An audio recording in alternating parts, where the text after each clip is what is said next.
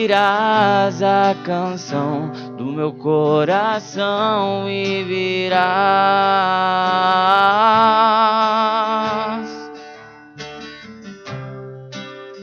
Tu ouvirás a canção do meu coração e virá. Teus louvores estarão nos meus lábios para sempre, sempre.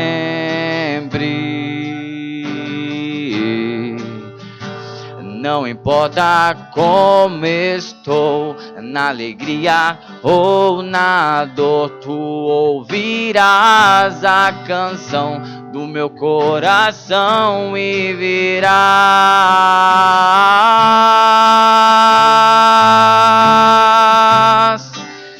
Tu ouvirás a canção do meu coração e virás.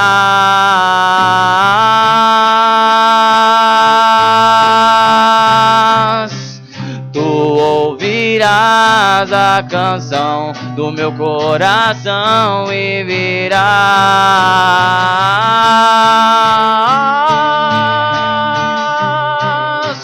Tu ouvirás a canção do meu coração e virás. Declare com fé ao Senhor. Tu ouvirás a canção do meu coração e virás.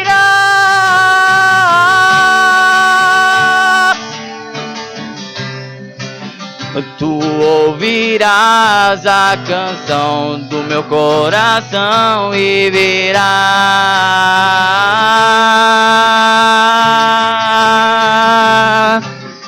Tu ouvirás a canção do meu coração e virás. Obrigado, Deus, eu sei que tudo posso, você me fortalece. Na alegria ou na dor, eu sei que tudo posso, você me fortalece. Obrigado, Deus. Obrigado, Deus. Eu sei que tudo posso, você me fortalece. Na alegria ou na dor, eu sei que tudo posso, você me fortalece. Salva de palmas para o Senhor. Aleluia! Aleluia! Glória a Deus. Senhor, te agradecemos, Senhor, por tudo que tens feito na nossa vida, Pai. Ó Senhor, receba o nosso louvor, Senhor, que o Senhor esteja alegre conosco, Pai, pois queremos te agradar, queremos te fazer rir, feliz, Pai, em nome de Jesus, Senhor, pois vivemos é para Ti, não é para nós, é para Ti, Pai, nós não somos nada, nós somos o pó da terra, Pai, mas Tu és tudo, Tu és o nosso Criador, Deus, nós te amamos, Senhor, com toda a nossa alma, Pai, pois é por Ti que estamos aqui, é por Ti que sofremos as aflições, Pai, é por Ti, Senhor, sentado em Ti, com foco em Ti, Deus. Vem em nós, Pai, em nome de Jesus, Senhor, a cada dia mais prospera no Senhor, do Teu amor, do Teu conhecimento, da Tua sabedoria, da Tua inteligência, Pai, do Teu ser, em nosso ser, em nome de Jesus, Pai. Prospera o Teu povo, Senhor, financeiramente, em nome de Jesus, faz romper as muralhas, as barreiras, tudo aquilo que tem impedido o Teu povo de prosperar financeiramente para abençoar aqueles que necessitam, Pai. Em nome de Jesus, repreendemos agora Satanás, em nome de Jesus, está derrotado, em nome de Jesus, nas fábricas, nas empresas, nos trabalhos, em tudo, no governo, Pai.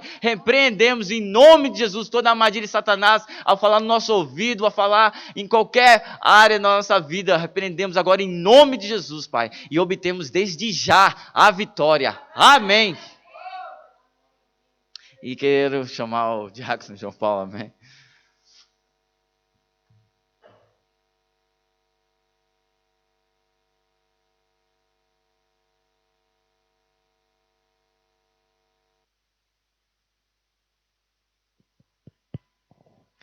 Saúdo todos com a paz do Senhor. Amém. Louvado seja o nome do Senhor Jesus Cristo. Vocês estão felizes? Glórias a Deus. Hoje cheguei aqui, tinha um pássaro, né? Uma andorinha. A palavra de Deus diz que o pardal encontrou uma casa e a andorinha fez um ninho para si e para sua casa nos altares do Senhor, né? Graças a Deus. Louvado seja o nome do Senhor Jesus Cristo. Vamos ao nosso livro. Ao nosso não, né? Ao de Jeremias. Vamos ao livro de Jeremias, capítulo 30. Paramos no capítulo 29, na semana passada. E eu parei no se... Exatamente, porque eu bem sei os pensamentos que tenho sobre vós, diz o Senhor, pensamento de paz, e não de mal, para vos dar o fim que esperais. Então me invocareis, ireis e orareis a mim, e eu vos ouvirei. E buscar-me-eis e me achareis quando me buscardes de todo o vosso coração. E serei achado de vós, diz o Senhor. E farei voltar os vossos cativos e congregar-vos-eis em todas as nações e de todos os lugares para onde vos lancei, diz o Senhor, e tornarei a trazer-vos ao lugar de onde vos transportei. Oremos ao nosso Deus. Senhor, nosso Deus, nosso Pai, Deus, em nome do Senhor Jesus Cristo, nós estamos aqui reunidos como igreja tua, Senhor. Queremos ouvir a tua voz, Deus, e somente a tua voz, Jesus. A tua voz é a única coisa que nos importa, Pai. Então, em nome do Senhor Jesus Cristo, que cala o homem, Senhor, para que o teu Espírito Santo possa falar à tua igreja. Espírito Santo, fala à tua igreja, em nome do Senhor Jesus Cristo. Prepara uma terra fértil, Pai, para a semente da tua palavra possa germinar, em nome do Senhor Jesus Cristo. Amém e graças a Deus. Amém? Já estamos no fim de Jeremias, né? Só falta aí uns 20 capítulos. Mas a gente chega lá. Por acaso, dia 18 de julho. Dia 18 de julho foi o dia que Nabucodonosor entrou em Israel. Dia 18. Eu espero, daqui para o dia 18, ter terminado o livro de Jeremias antes que Nabucodonosor entre. Foi dia 18 de julho. É uma das poucas datas que eles colocam certinha lá. Tem lá a data certinho desse evento. E fazendo os cálculos, a gente chega lá. Espero que a gente chegue hoje em Nabucodonosor, pelo menos. Mas enfim. E equivale ao dia 18 de julho, né, no nosso calendário. 18 de julho. Pronto, nós estávamos vendo aqui acerca de... Eu acho que já estamos, acho que 9 aulas que nós já demos sobre Jeremias. Eu acho que mais ou menos a gente já entende o que é que estava acontecendo, o pano de fundo histórico sobre esse livro. E volto a lembrar que o livro de Jeremias, ele não está... Eu gostaria que alguém fechasse essa porta aqui, por favor, porque o barulho da rua incomoda. E aí, o livro de Jeremias, ele não está em ordem cronológica. Então, a gente, uma hora fala do rei Josias, outra hora fala do rei Joaquim, outra hora fala do rei Zedequias, depois volta para o outro rei, começa uma confusão de reis aqui. Mas, na verdade, o último rei, o rei Josias, e os outros que seguiram o rei Josias são seus filhos, né? E não seus netos, mas seus filhos. Os quatro filhos dele subiu ao poder, subiu ao trono.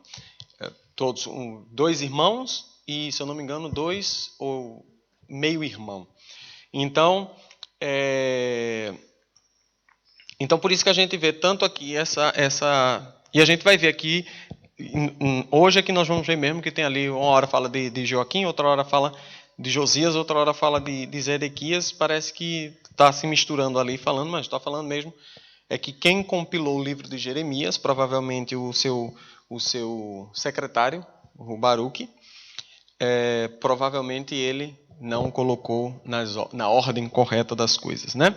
Mas aí diz, no versículo 19, do 29 e 19, aquilo que tem se falado no livro de Jeremias até então porquanto não deram ouvido às minhas palavras, diz o Senhor, enviando-lhes eu os meus servos e profetas madrugando e enviando, mas vós não escutaste, diz o Senhor. Então, mais ou menos isso que estava acontecendo e que nós já vimos. Deus levantou um profeta, né, no meio daqueles outros profetas de Baal, e os profetas de Baal diziam ao contrário. Diziam, quer dizer, Baal não, né, era profeta, dizia-se ser profeta do Senhor. Eram profetas do Senhor. Eles falavam em nome do Senhor, não falavam nem em nome de Baal. Falavam em nome do Senhor, dizendo que o povo, que Nabucodonosor não ia entrar em Jerusalém, que não ia haver nenhum estrago, que ia ser desbaratado o exército do inimigo, e Jeremias era o único que dizia que não, que ele se entregasse e eles, para que houvesse paz. Né? Ou seja, para que a cidade não fosse queimada, para que a cidade não fosse destruída e para que ninguém fosse morto, os reis e os seus filhos e tal. Porém, a gente já sabe, ninguém deu ouvidos.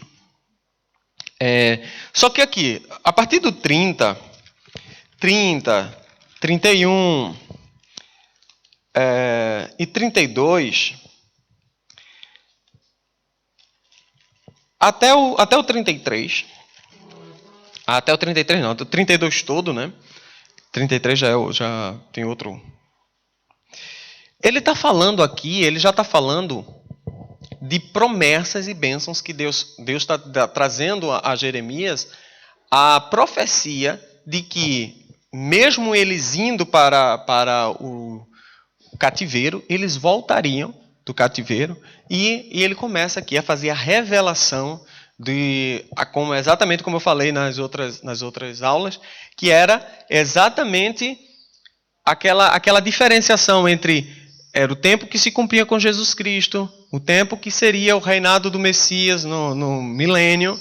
Então, tem muitas profecias aqui que se cumprem nesses dois tempos. Na volta deles fisicamente para Jerusalém com Neemias, com Esdras e Neemias, outra parte se cumpre na vinda de Jesus Cristo e outra parte se cumprirá na volta do Messias, no milênio, né? Na segunda volta do Messias. Então, é por isso que há tanta confusão na questão da própria revelação e por isso que o entendimento da revelação e por isso que os judeus até hoje não aceitam muito a Jesus Cristo. Na verdade, porque eles dizem que Jesus Cristo não cumpriu a promessa que ele havia dito, que estaria reservado para o Messias. Então Jesus, por exemplo, até quem fez o curso de Jesus viu que eu coloquei lá um vídeo de um sacerdote hoje, né, um fariseu dos dias de hoje, e ele diz que Jesus Cristo não cumpriu a profecia, porque a profecia diz claramente, principalmente aqui em Jeremias, nós vamos ler algumas dessas profecias, diz que haverá paz, e Jesus Cristo claramente disse, eu não vim trazer a paz, eu vim colocar pai contra filho, eu vim trazer a guerra. Então ele diz, não, se a gente está esperando um Messias que traga a paz, esse diz claramente que veio trazer guerra, então esse não é o Messias, né? Então, eles não acreditam que Jesus Cristo é o Messias, utilizando a própria palavra de Jesus Cristo contra a própria palavra de Deus. Só que o entendimento do que se fala é exatamente o entendimento da profecia, das partes da profecia e do tempo em que as profecias são cumpridas. E aí a gente pode ver claramente o ministério de Jesus Cristo iniciando agora, né, com a igreja, será retirada a igreja e então ele virá e trará a paz, como ele mesmo disse. E na verdade ele trouxe a paz dele ele nos deu, não a paz como o mundo dá, ou como o povo de Israel queria, mas a paz que excede todo entendimento. Ok? Aí, no capítulo 30, no versículo 2, ele diz logo assim, assim fala o Senhor, Deus de Israel, dizendo, escreve num livro todas as palavras que te tenho dito, porque eis que dias vêm, diz o Senhor, em que farei tornar do cativeiro o meu povo de Israel e de Judá, diz o Senhor, e torná-lo-eis a trazer a terra que dei a seus pais e a possuirão. E estas são as palavras que disse o Senhor acerca de Israel e de Judá. Assim diz o Senhor, ouvimos uma voz de temor, mas não de paz. Perguntai, pois, e vede se um homem tem dores de parto, pois vejo cada homem com as mãos sobre os lombos, como aqui está dando a luz. E por que se tem tornado macilento todos os rostos? porque aquele dia é tão grande que não houve outro semelhante, e é tempo de angústia para Jacó. Ele, porém, será salvo dela. Porque será naquele dia, diz o Senhor dos Exércitos, que eu quebrarei o jugo de sobre o seu pescoço e quebrarei as suas ataduras, e nunca mais se servirão dele os estranhos, mas servirão ao Senhor Deus, seu Deus, como também a Davi, seu rei, que lhes levantarei. Se a gente observar direitinho, eu estou com agonia no nariz. Se nós olharmos direitinho essa profecia, olha o que ela diz. Eu vos trarei a esta terra, né? Trarei de volta a esta terra. Mas, aí no versículo 7 ele diz assim, porque aquele dia é tão grande que não houve outro semelhante, é tempo de angústia para Jacó, ele, porém, será salvo dela. Qual é esse tempo de angústia que ele fala? A tribulação. É exatamente a tribulação. Ih, começou a chegar. Obrigado. Hã? Obrigado, irmã, também. Não, hoje realmente esse tempo é mau. Ontem nós fomos à praia e ficou pior. Mas enfim, vamos lá. Tempo de angústia é o tempo não é nitidamente o tempo de... Não é somente o período da tribulação de 7 anos, mas é o dia da angústia, o dia do Senhor, como eu já falei aqui diversas vezes, quando ele diz o dia do Senhor, ele não está falando de um período de tempo, mas um dia específico em que virá o julgamento sobre a nação de Israel. E esse dia que virá o julgamento é o fim do período, na guerra do Armagedon, onde Deus salvará o povo de Jacó, né? Salvará a nação de Israel. E então, naquele dia, diz o Senhor dos Exércitos, que quebrarei o seu jugo de sobre o seu pescoço. Somente nesse dia é que Deus vai tirar o jugo e eles não servirão mais às outras nações, mas servirão ao Senhor, ao Deus Todo-Poderoso, né? Não servirão mais dele os estranhos, mas servirão ao Senhor, seu Deus, como também a Davi, seu rei, que lhes levantarei. Não temas, pois, tu, meu servo Jacó, diz o Senhor, nem te espantes, ó Israel, porque eis que livrarei das terras de longe a tua descendência da terra do teu cativeiro. E Jacó tornará e descansará e ficará em sossego, e não haverá quem os atemorize. Então, aí mostra exatamente como essa diferente da profecia, né? Essas diferenças de tempo da profecia. No capítulo 31, ele diz assim, naquele tempo, diz o Senhor, serei o Deus de todas as gerações de Israel, e eles serão meu povo, assim diz o Senhor. O povo que escapou da espada encontrou graça no deserto, e Israel mesmo, quando eu o fizer descansar. Há muito que o Senhor me apareceu, dizendo, com amor eterno te amei, também com amável benignidade te atraí. Ainda te edificarei e será edificada, ó Virgem de Israel. Ainda serão adornadas com os teus adufes e sairás com o coro dos que dançam. Então, o tempo lá era de tristeza, de angústia, e Deus está dizendo assim, ó, vocês vão ser levados para o cativeiro. Vocês vão sofrer, né? Muitos de vocês serão mortos à espada. A casa de vocês serão queimados, os vossos pertences. As vossas mulheres servirão aos reis da Babilônia. Mas chegará um tempo em que será tempo de descanso. E há muito que o Senhor me apareceu dizendo, com amor eterno te amei, também com amável benignidade te atraí. Isso fala do amor de Deus eterno. Não é? Ou seja, não teve um... Eterno significa que não há fim também. Provavelmente não houve um meio, não houve um início. Né? Ele é eterno. Deus sempre nos amou. Antes da fundação do mundo, já somos eleitos em Cristo Jesus. Antes de Deus nos fazer, Ele já tinha nos eleito antes da fundação do mundo. É o que o apóstolo Paulo diz.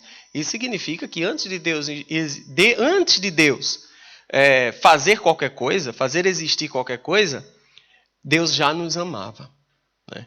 Ele já nos amava. E ele diz, te amei com amor eterno e com minha benignidade te atraí.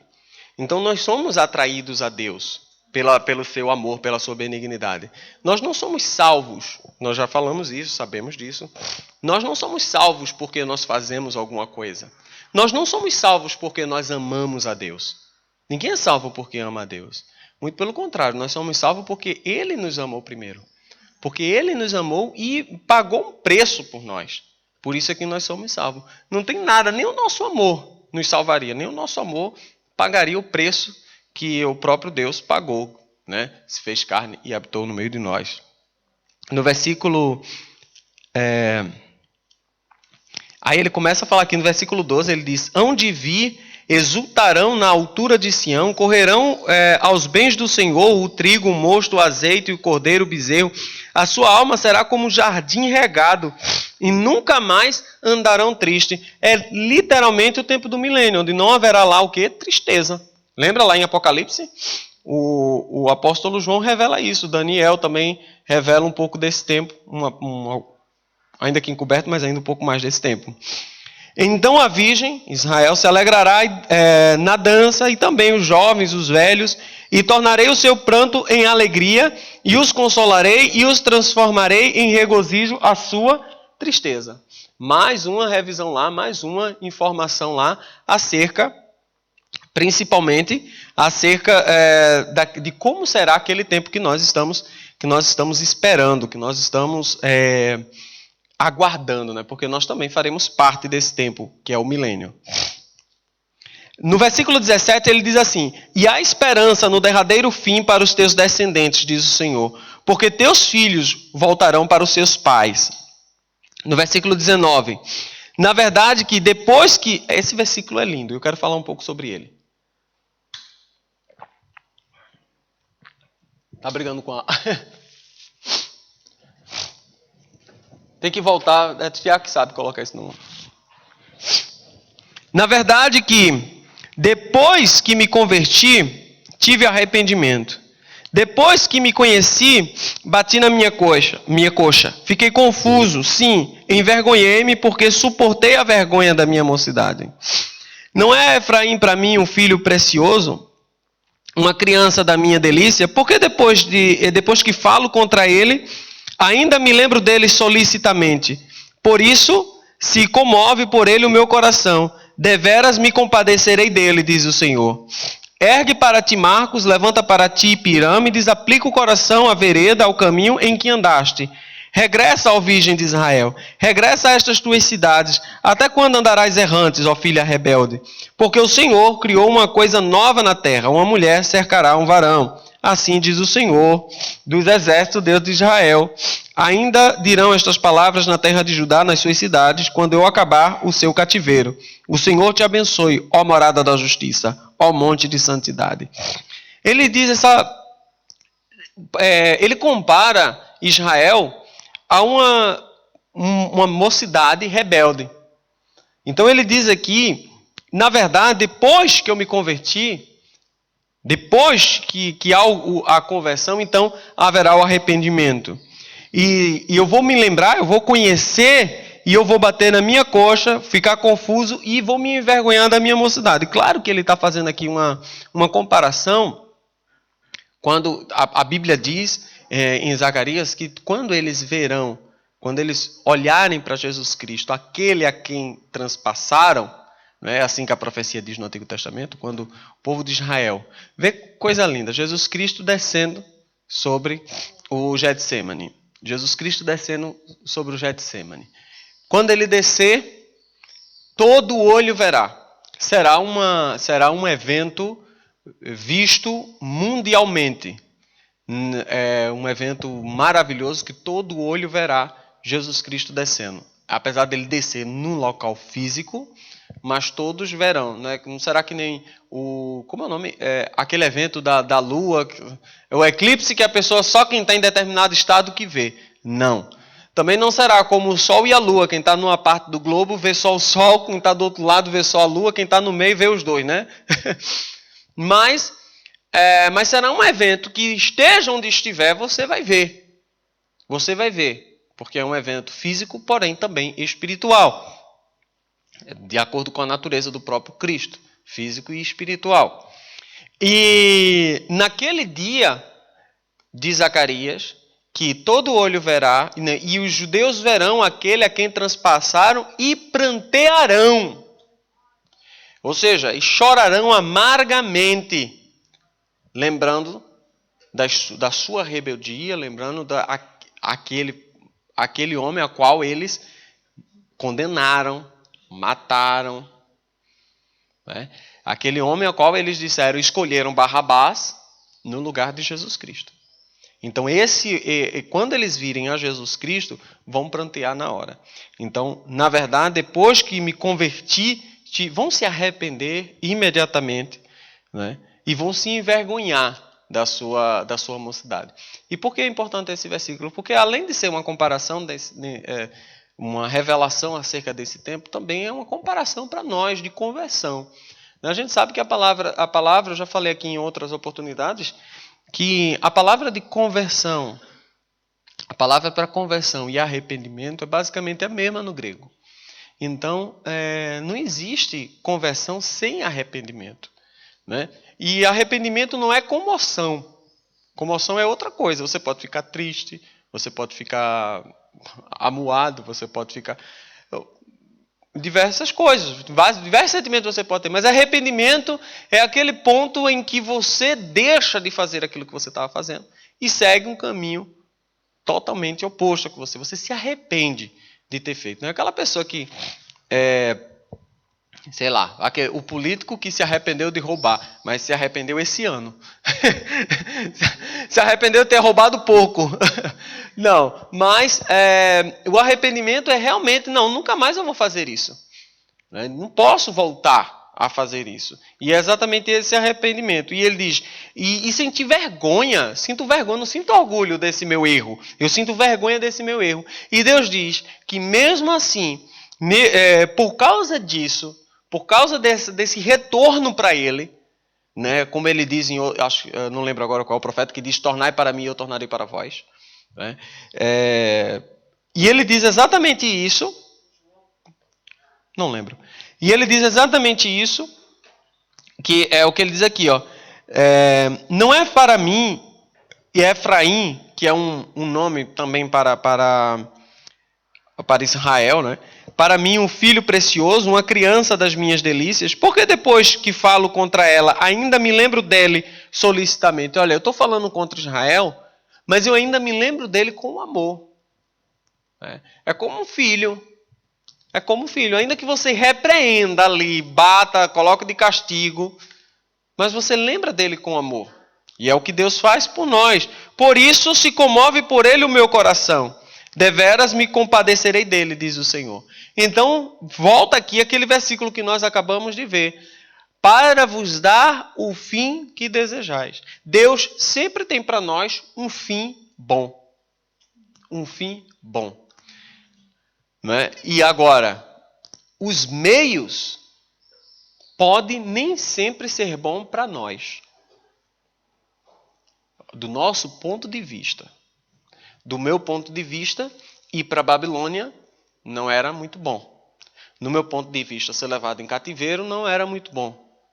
Do meu ponto de vista, se tornar escravo não era muito bom. Então, do nosso ponto de vista, pode ser ter coisas que não são muito boas. Mas do ponto de vista de Deus, Deus vê depois e além. Então, às vezes, nós precisamos passar por determinadas situações na nossa vida, né, para que a gente possa enxergar, porque muitas vezes a gente não está enxergando. Muitas vezes nós não estamos vendo. Muitas vezes nós não estamos enxergando além. Então Deus permite que a gente passe por determinadas situações para que a gente possa se achegar ainda mais a Ele. Né? Tem pessoa que se não estiver na prova não busca Deus. Não busca Deus. Esquece de orar, esquece de ler a palavra, esquece de muitas coisas. Então, vamos para a prova que é para buscar o Senhor de novo, porque o Senhor não quer que os seus filhos fiquem longe dele. Então, é melhor buscar ao Senhor, como diz a palavra, enquanto se pode achar. Amém? No versículo 29, mais uma profecia, ele diz, naqueles dias nunca mais dirão, os pais comeram uvas verdes, mas foram os dentes dos filhos que se embotaram. Aqui é uma referência clara àquilo que o povo estava pagando. É claro que todo mundo foi para cativeiro. Agora, será que todo mundo em cativeiro estava verdadeiramente adorando a Baal e descumprindo a promessa? Será que estava todo mundo? Não, até porque Jeremias não estava. Jeremias não estava e Jeremias sofreu pelo pecado do seu povo. Jeremias sofreu pelo pecado dos seus antepassados, pelos pecados dos seus pais. Sofreu. não necessariamente ele foi culpado pelo pecado dos seus pais, mas ele sofreu porque já vinha de antes.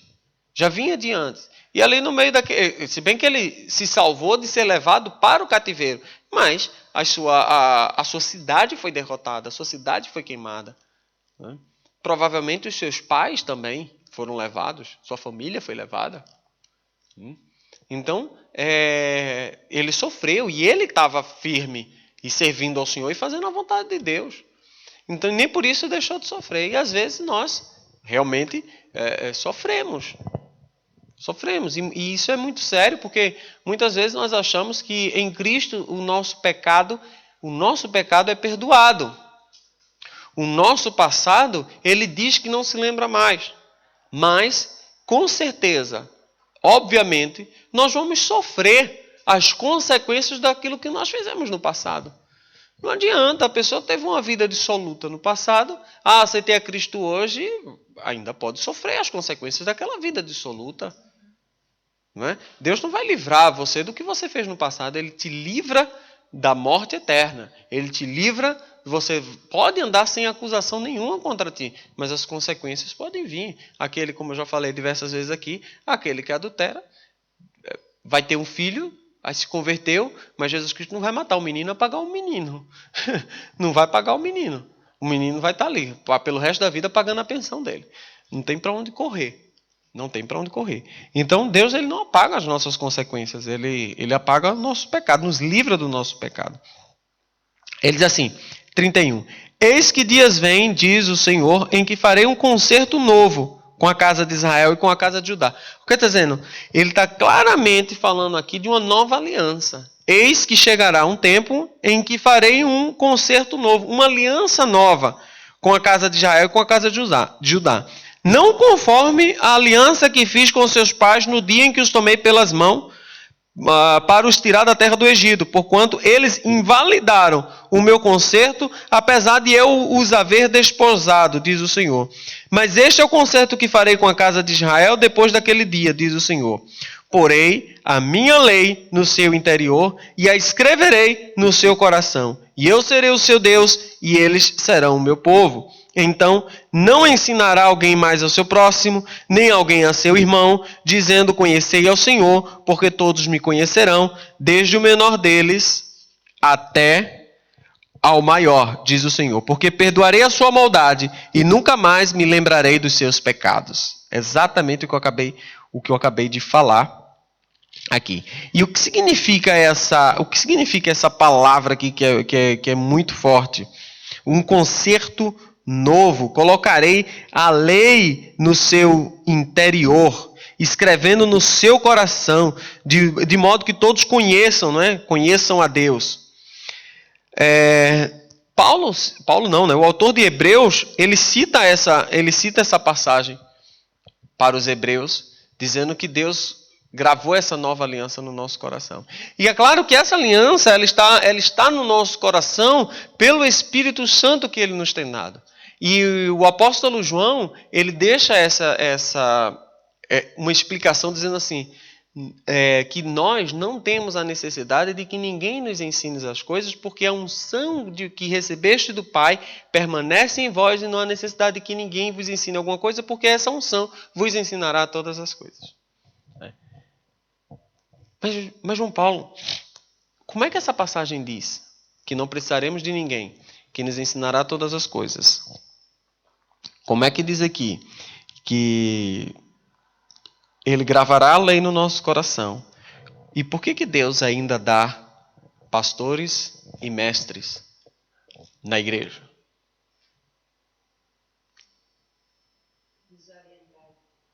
Mas ele está dizendo aqui que na verdade,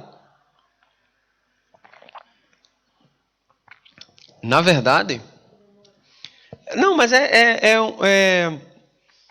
esse versículo será cumprido no milênio completamente. A lei já está gravada no nosso coração pelo Espírito Santo que ele nos tem dado. Né? O amor de Deus já está derramado no nosso coração pelo Espírito Santo que nos tem dado.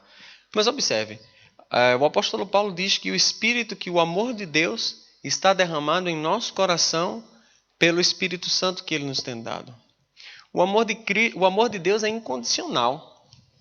Será que nós temos amor incondicional pelas pessoas? Mas o amor de Deus não está derramado no nosso coração pelo Espírito Santo que Ele nos tem dado? Não é? Qual será o nosso sentimento pelas pessoas ao nosso redor? E então, como é que funciona essa questão?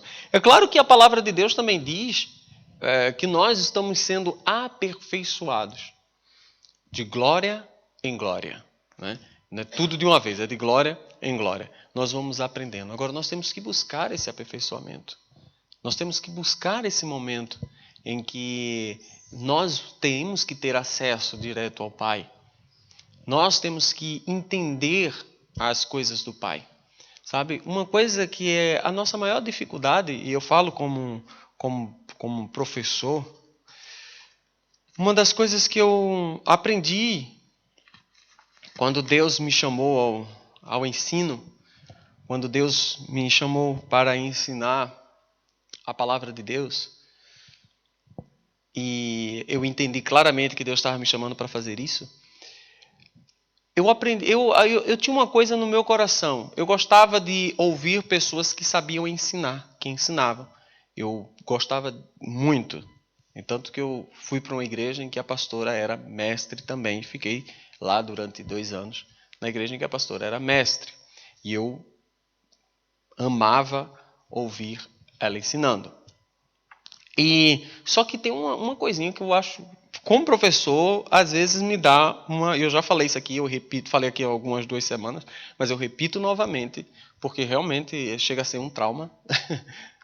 É que, nossa, a gente prega, a gente fala, a gente ensina a palavra de Deus. E por que as pessoas caem no mesmo erro que a gente acabou de pregar? Por que as pessoas caem no mesmo erro que a gente estava até falando com a pastora essa semana, né? E a pastora chamou a atenção para exatamente isso. Porque assim, se só há gabinete pastoral, porque as pessoas não ouvem os cultos. Porque o que é que vai se falar no gabinete pastoral, se não aquilo que já foi falado no culto? Né? Se a gente precisasse, se você aprendesse uma vez, ouvisse, entendesse e praticasse, você não precisava chegar para a gente para fazer perguntas, não. Como é que eu procedo? Poxa, está lá na palavra de Deus. Coisas do nosso dia a dia, coisas corriqueiras que acontecem no nosso dia a dia. Vou pedir orientação ao pastor, aos pastores, para saber se eu devo fazer isso, se eu devo fazer aquilo. Está na palavra de Deus que não é pastor que vai autorizar. Né? A palavra de Deus está dizendo que não, como agora, o Papa agora mandou pedir perdão mandou a igreja pedir perdão aos gays. Eu estou imaginando, a igreja católica pedindo perdão aos gays deve ser assim: me perdoe por eu ter a maior sauna gay do mundo. A maior sauna gay da Europa é do Vaticano. Descoberto pelos Wiki, não sei das quantas, Wikileaks, sei lá como é que chama aquele negócio. Há 2 anos atrás. Pertence ao Vaticano. O maior caso de pedofilia homossexual é da Igreja Católica. Vamos pedir perdão, a igreja vai pedir perdão por quê? Por estar concorrendo, né?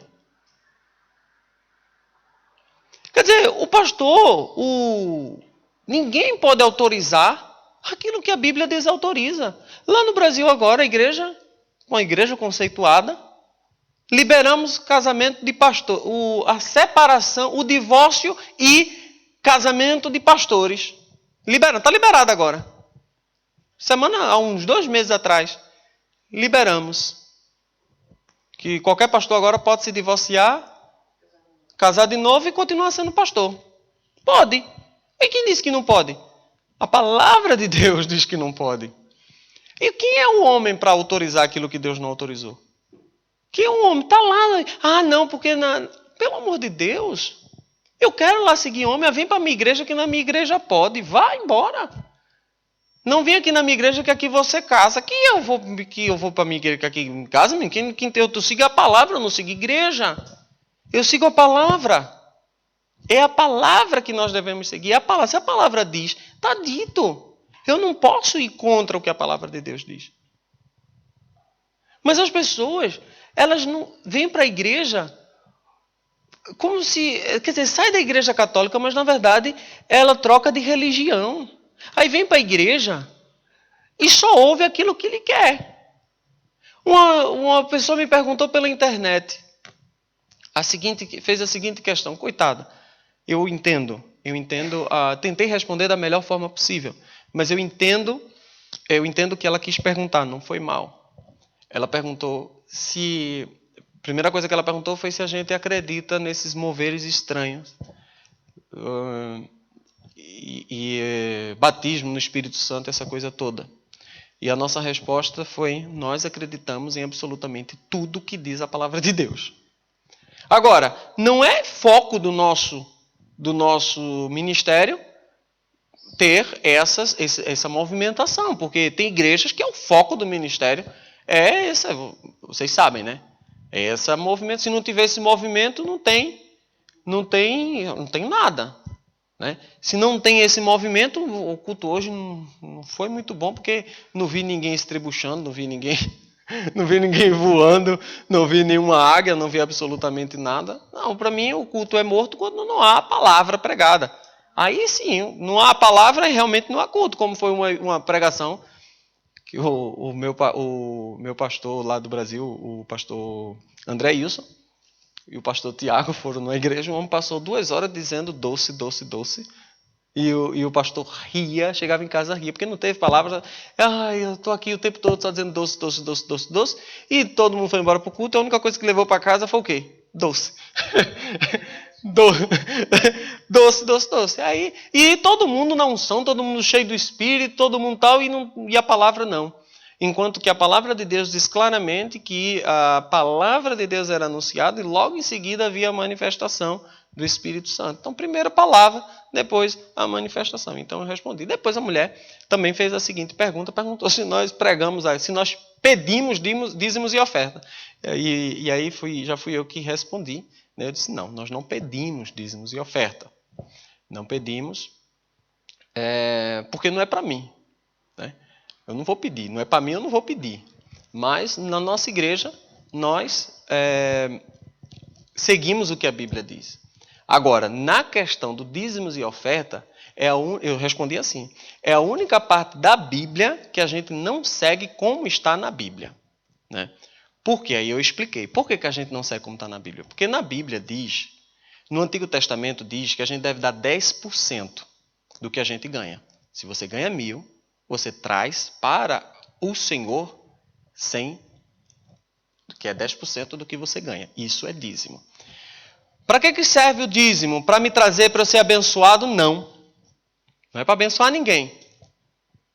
Dízimo é para você, primeiro, ajuda a você mostrar para você quem é o seu Senhor. Não é o dinheiro que manda em você. É você que manda o dinheiro. Não é o dinheiro que te usa. É você que usa o dinheiro. Então, o dinheiro não é o meu Senhor. Então, eu aprendo a retirar de tudo que chega na minha mão, a tirar 10%. Por quê? Porque o dinheiro não me domina. Se o dinheiro me domina, o dinheiro domina a minha vida, minhas finanças, eu não consigo fazer isso. Logo, o meu Senhor já não é mais o Senhor, porque eu não estou livre, eu não estou liberto. Isso é uma forma prática que Deus faz para a gente aprender a viver dessa forma, a viver na abundância. Quando nós nos libertamos do dinheiro, abrimos a nossa mentalidade, abrimos a nossa mente para as outras coisas de Deus, para as abundâncias de Deus. Nós, quando dizimamos, nós trazemos para Deus não dinheiro, nós trazemos para Deus a nossa fé. Primeiro a nossa fé, de que aquele dinheiro não vai faltar. Porque aquele que não tem fé não dizima. Porque eu vou tirar 100, meu Deus do céu, 100 faz uma diferença grande. Eu vou tirar? Não vou. Então, primeiro, o dízimo ele, além de ser uma gratidão a Deus, agradecendo por aquilo que eu dou a Deus, ou aquilo que Deus me dá, uma forma de agradecimento, também é uma forma que Deus está me ajudando a eu me doutrinar com aquilo.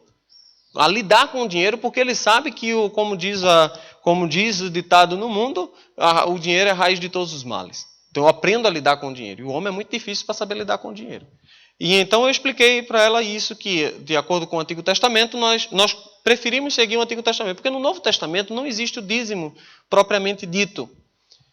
Os 10% propriamente dito. Por que não há o 10% propriamente dito? Porque Deus aboliu o 10%? Não, porque isso não é lei. Isso veio antes da lei. Certo? Abraão já dizimava. Então Jesus Cristo não pode abolir aquilo que não era lei. Certo?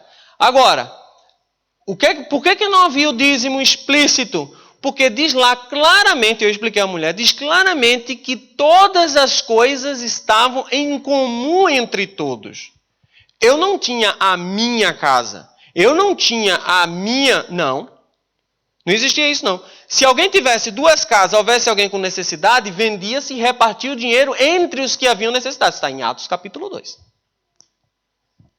Se eu for seguir a Bíblia, eu expliquei a ela, se eu for seguir a Bíblia, a gente vai dividir os bens de todo mundo, aí ninguém vai querer. Ninguém vai querer o comunismo, né? Ninguém vai querer. Todo mundo pega o bem de todo mundo, aí ninguém vai querer. Mas o que a Bíblia diz é isso. Era assim, sabe por quê? Porque o povo não estava pegado aos bens materiais. O povo estava servindo a Deus. Servia a Deus com a sua vida. Falei isso aqui outro dia. Certo? E aí eu disse a ela, não, o que nós fazemos na igreja já como nós sabemos que não vai acontecer isso, e para que não aconteça como aconteceu com Ananias e Safira, né, que mentiram e morreram nos pés do apóstolo. Por quê? Porque não trouxeram metade do dinheiro. Não foi porque não trouxeram o dízimo, não. Eles trouxeram até mais que o dízimo, mas não correspondia à metade, 50%. Eles podiam ter trazido até 45%, mas não correspondia aos 50%. Morreram ali, está em Atos também, a história de Ananias e Safira. Morreram. Como é que Deus aboliu no Novo Testamento os dízimos e ofertas se uma mulher morre porque não dá o dízimo? Porque não dá o dízimo não, porque não dá metade. Como é que eu explico isso? Sejam sensatos. Sejam-me sensatos. Como é que eu vou chegar ao ponto de dizer que Deus aboliu se uma pessoa morreu? Uma pessoa morreu. Aí eu vou dizer que Deus aboliu no Novo Testamento? Não, isso está no livro de Atos, no Novo Testamento, Nova Aliança. Jesus já tinha morrido pela pessoa. Como é que eu vou explicar isso? Mas eu não quero entender isso. Eu não quero, por quê? Porque eu estou apegado ao dinheiro. Aí eu lanço um monte de informações acerca da... Não, eu não vou dar porque eu não vou encher os pastores de dinheiro. Não, porque eu não vou... Meu amado, a gente já falou aqui diversas vezes isso, não é? Isso é para Deus. Eu não estou dando para pastores. Eu estou dando a Deus. E ainda que eu estiver dando a pastores... A palavra de Deus diz que se nós dermos um copo d'água, a palavra de Deus diz que nós, sem sabermos, por sermos apenas hospitaleiros, estamos colocando anjos dentro da nossa casa. Não é? Anjos que nós, sem saber. Imagina quando a gente sabe que Deus chama o pastor de o anjo da igreja. Não é? O anjo da igreja. Apocalipse revela que Deus considera, Deus chama o anjo da igreja que está em tal, que ele está falando ali do pastor, do líder daquela igreja. Então, o grande problema nosso é que, na verdade, eu não sei o que por exemplo, eu estou falando aqui e o que você pode ouvir disso e aplicar isso na sua vida? E perceber aquilo que eu estou falando e aplicar isso amanhã, aplicar agora. Analisar, autoanálise.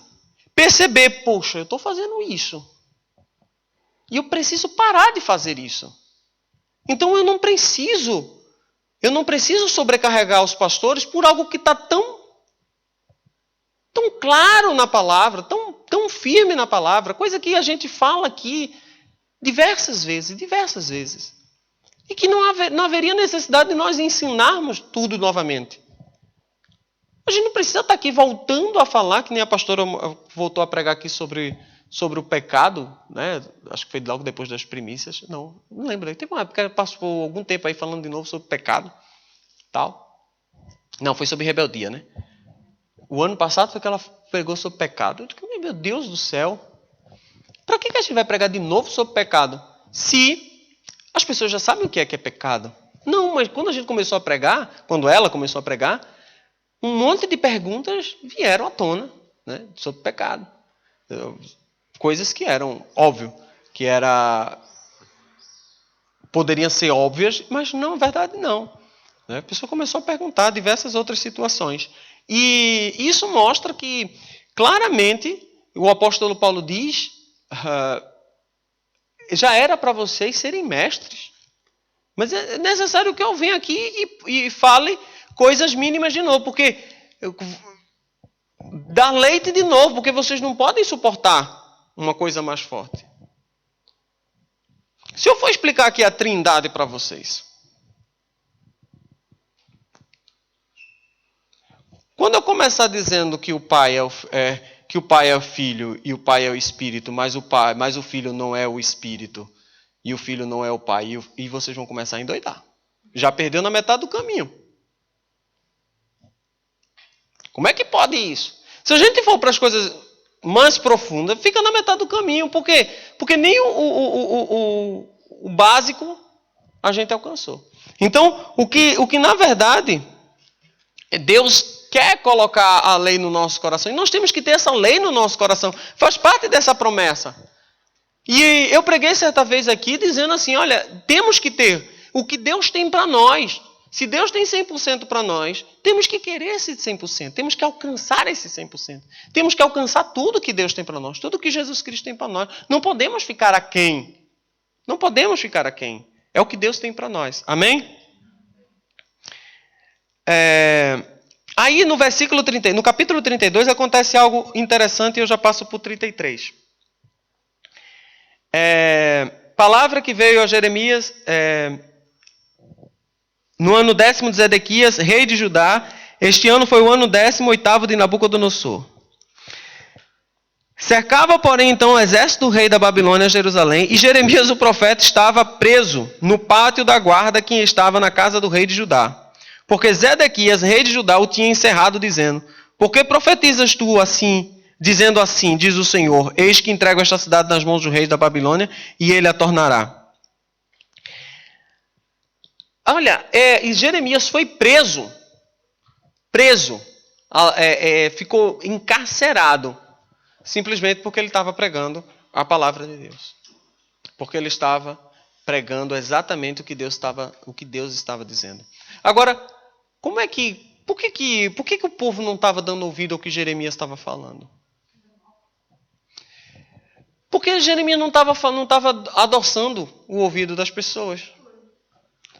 Não é? Então, quando a gente fala aquilo que mexe, né, aquilo que quando Deus fala, né, quando Deus mostra verdadeiramente as coisas aos seus servos, né, aos profetas, e aí se levanta Jeremias se levanta, mas Jeremias também tinha uma palavra de paz. No versículo 15 ele diz assim, ó,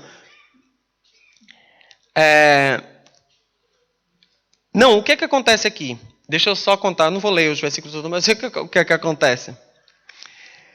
Deus, como trabalha com Jeremias com forma de teatro, Deus chega para Jeremias e diz assim, olha, vai chegar, isso está aqui no versículo 7 em diante, vai chegar o teu tio, teu parente, e vai querer vender uma terra, vai lá e compra.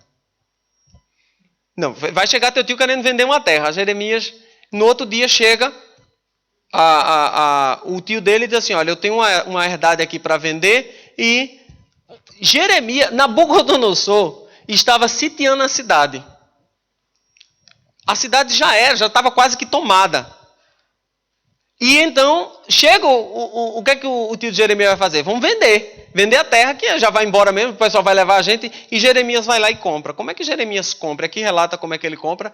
Ele compra essa herdade. E isso era uma profecia que Deus estava dizendo. O que é que Deus estava dizendo? Olha, assim como estás comprando essa herdade, significa que ainda pessoas vão vir aqui e vão comprar essa herdade.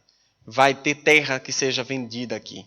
Isso aqui não vai ficar para sempre deserto, que é o que ele diz aqui no versículo 15. Porque assim diz o Senhor dos Exércitos, o Deus de Israel. Ainda se comprarão casas e campos e vinhas nesta terra. Deus está dizendo, eu não me esqueci desta terra. Ela ainda vai operar aqui. Ainda vai ter coisas aqui. E no capítulo 33, e claro, quem faz isso tudo é o secretário de Jeremias chamado Baruque. No capítulo 33, e eu encerro com essa palavra, que todo crente deveria ter esse 33:3 na mente, que é o ponto auge, né? Clama a mim e responder-te-ei e anunciar-te-ei coisas grandes e firmes que não sabem. Sabe o que é isso? Clame a quem? A Deus. A Deus. Clame a Deus e Deus vai responder coisas grandes e fortes que não sabes. E o que significa isso? Significa que o que Deus vai responder são coisas que não estão a nosso nível. Eu não consigo te explicar muitas coisas.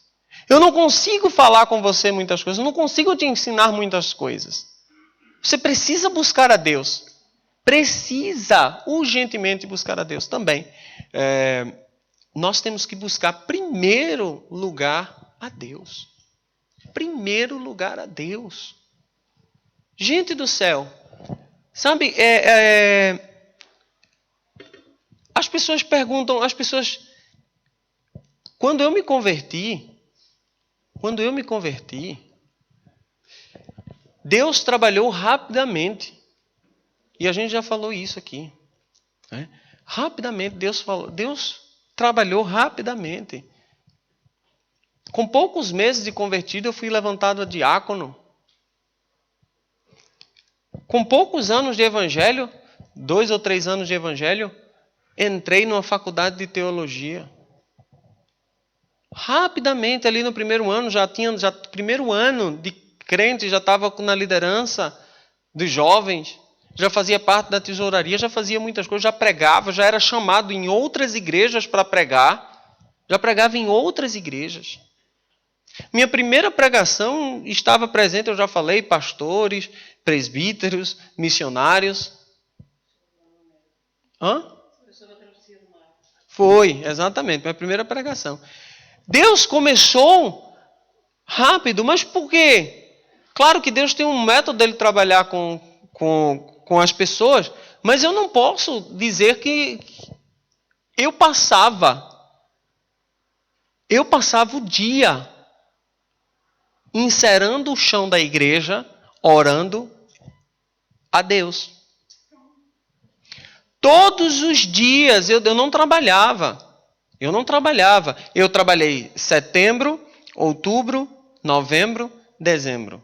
Eu me converti dia 15 de setembro. Fiquei desempregado dia 30 de dezembro. Pronto, esses 4 meses a gente não tinha templo aqui. Mas eu estava sempre na igreja, já contei isso para vocês. Mas, janeiro foi quando a gente abriu a nossa igreja. Todo dia o chão era aquele cimento queimado. Não sei se vocês sabem que é aquele cimento que é bem liso. E eu olhava para aquele cimento, não gostava daquele cimento. Eu dizia, não, vamos fazer algo melhor. Já que a gente não tem condições financeiras de colocar cerâmica nisso aqui, vamos encerar. Comprei graxa. Na mão. Não foi na cera, não. Na mão. Colocava louvor, louvava, amava fazer aquilo. E fazia e buscava ao Senhor todos os dias da minha vida. Eu não tinha internet. Eu não tinha computador. Eu não tinha internet, nem tinha computador. Eventualmente o computador vivia quebrado. Eventualmente ficava consertado, né? Não tinha. E eu buscava ao Senhor diariamente. Nessa mesma Bíblia aqui, ó, a mesma Bíblia, era a única coisa que eu tinha. Eu não tinha livro. Eu não tinha Bíblia de estudo. A minha Bíblia de estudo é essa mesma, Plenitude. Sempre foi essa, está aqui há 14 anos aqui. A Bíblia sempre. Nunca, não tinha acesso à internet para estudo, não tinha YouTube. Não tinha YouTube, 2002 não tinha YouTube. Não tinha site de vídeo. O vídeo que tinha na internet durava 5 minutos e era um bonequinho que dançava. Era a alegria da gente quando conseguia baixar 2 horas para ver um bonequinho que dançava. E Deus falava tremendamente comigo. E Deus falava tremendamente comigo. Por quê? Porque eu li essa passagem e entendi. Clama a mim. Clama a mim. E uma coisa que eu aprendi desde cedo. Antes de qualquer coisa, antes de buscar qualquer pessoa, clama a mim. Clama a mim. Gente, não tem porquê. Sabe, ou a gente sabe que Deus existe, ou a gente sabe que Deus existe, ou a gente vai para o inferno, né? Porque não é questão de crer, é saber. Porque Deus se faz tão presente na nossa vida que a gente não duvida. É questão de você ver Deus atuando na sua vida. Coisas que somente Deus pode nos revelar. Coisas grandes e fortes que somente Deus pode nos revelar. Somente Deus é que pode, somente quem verdadeiramente esteve no altar de Deus, que esteve no trono de Deus, é que pode ter aquela revelação. Somente Deus. Então, é a partir dali, poxa, como Deus agia naquela época. Como Deus agia. João Paulo, Deus não age mais? Claro que Deus age. Claro que Deus age. Na minha vida, claro que Deus age. Eu vejo Deus agindo. E vejo as consequências da minha vida de quando eu não busquei ao Senhor.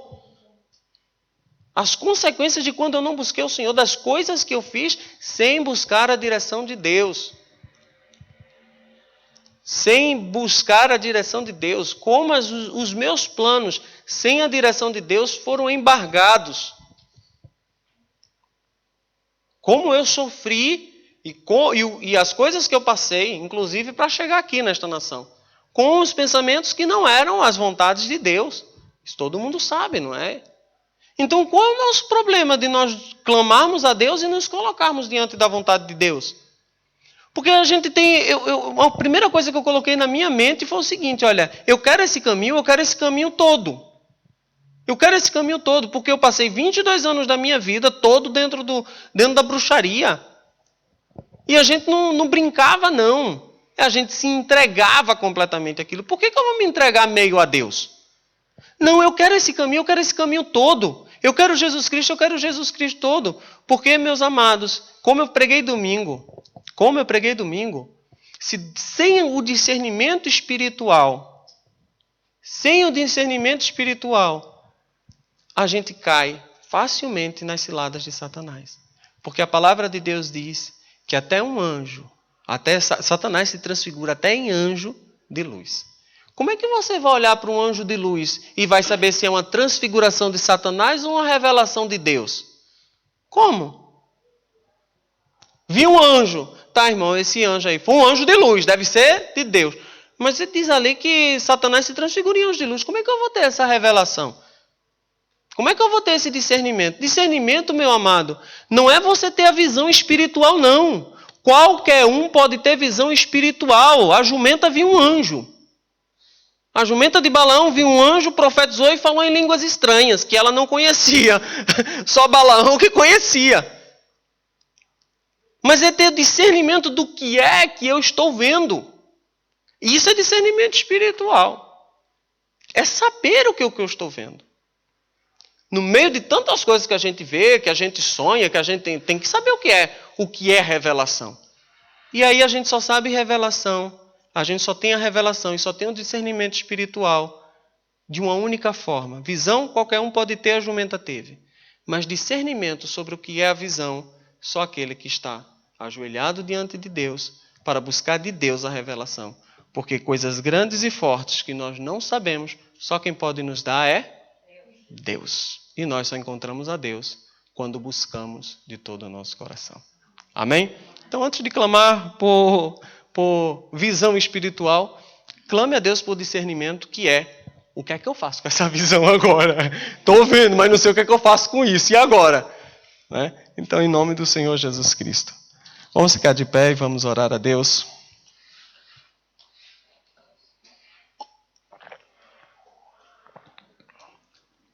Eu fico muito feliz também porque foi uma bênção domingo.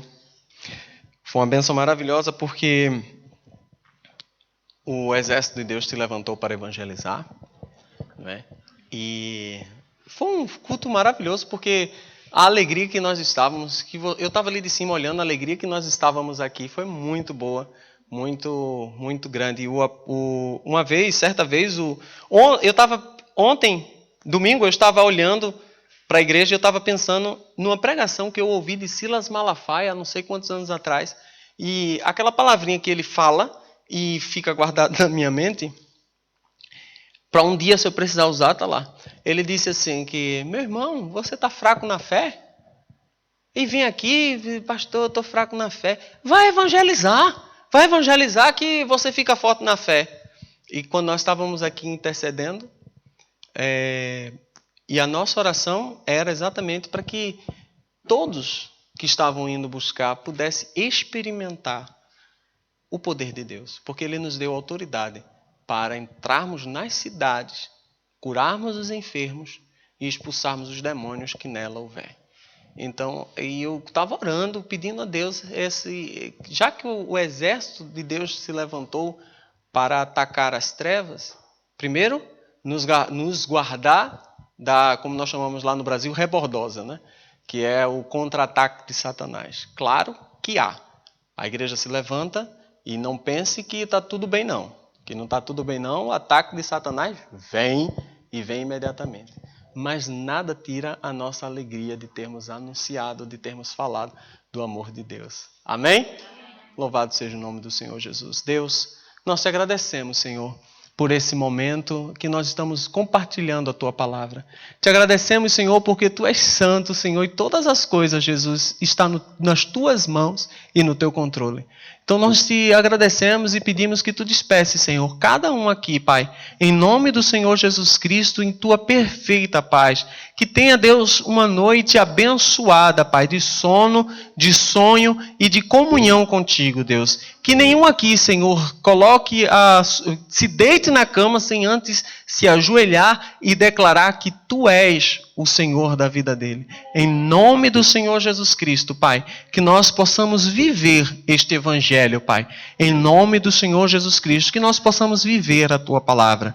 Toca, Senhor, aquelas pessoas que foram evangelizadas no domingo, em nome do Senhor Jesus Cristo. Repreende todos os contra-ataques de Satanás, em nome do Senhor Jesus Cristo.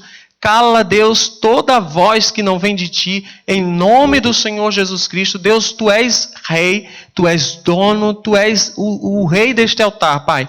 Em nome do Senhor Jesus Cristo, toma a frente, Deus. Em nome do Senhor Jesus Cristo, nós Te adoramos, Te bendizemos, em nome do Senhor Jesus.